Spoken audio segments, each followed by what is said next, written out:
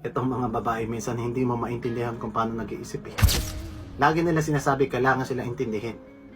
Anak ng pating paano maintindihin yan? Sarili nga nila hindi nila maintindihan minsan. Tayo pa kaya?